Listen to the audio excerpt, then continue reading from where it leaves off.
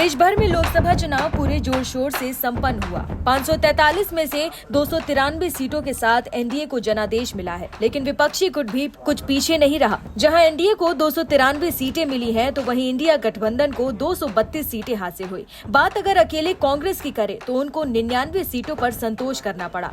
कांग्रेस अब 99 के फेर में फंस गई है। हालांकि कांग्रेस को दूसरे दलों की अपेक्षा सबसे ज्यादा 47 सीटों का फायदा हुआ है। वहीं अगर इंडिया गठबंधन की बात करें तो सीटों का आंकड़ा 232 है, जिसमें 133 सीटें गैर कांग्रेसी दलों की हैं। हालांकि बढ़ते वोट शेयर ने कांग्रेस के लिए संजीवनी का काम किया है। अब राहुल गांधी इसी जुगत में रहेंगे कि इस 99 के आंकड़े को बहुमत के जादुई आंकड़े 272 तक कैसे पहुंचाया जाए।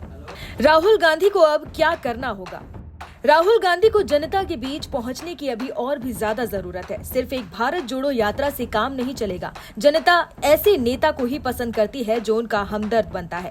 राहुल गांधी को जनता के मुद्दों पर ध्यान देना होगा। बिजली, पानी, महंगाई, बेरोजगारी जैसे बुनियादी मुद्दों को समझकर उनको हल करने की जरूरत है। किसानों के मुद्दे पर कांग्रेस हमेशा ही सरकार को घेरती रही है। अब उनको किसानों पर नहीं बल्कि उनके मुद्दों पर काम करने की जरूरत है। राहुल गांधी को लोगों में अपने लिए भरोसा जताने की काफी जरूरत है। जनता के दिलों पर कैसे राज करना है, इसकी रणनीति उनको बनानी होगी। जिन मुद्दों पर कांग्रेस को जनता ने समर्थन दिया है, राहुल गांधी को उन पर जमीनी स्तर पर काम करने की जरूरत होगी। लोकसभा चुनाव में किए प्रदर्शन से डूबती कांग्रेस में एक बार फिर से जोश भर गया है, लेकिन बहुमत का आंकड़ा जुटा पाना अब भी कांग्रेस के लिए टेढ़ी खीर जैसा है। लेकिन ऐसा माना जा सकता है कि राहुल गांधी की भारत जोड़ो यात्रा का फायदा कांग्रेस को जरूर हुआ है। शायद यही वजह है कांग्रेस का वोट प्रतिशत 2.22 से बढ़कर 21.68% हो गया है। कहा जा सकता है कि राहुल गांधी की मेहनत रंग लाई, लेकिन अभी और मेहनत की जरूरत है। लोकसभा चुनाव से पहले राहुल गांधी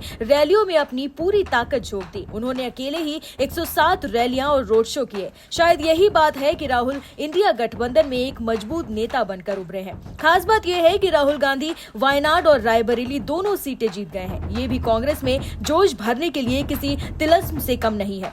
राहुल की जीत से तो यही लगता है कि धीरे धीरे ही सही जनता उनको स्वीकार करने लगी है। सवाल ये है कि राहुल गांधी 99 के आंकड़े को 272 तक कैसे पहुंचाएंगे।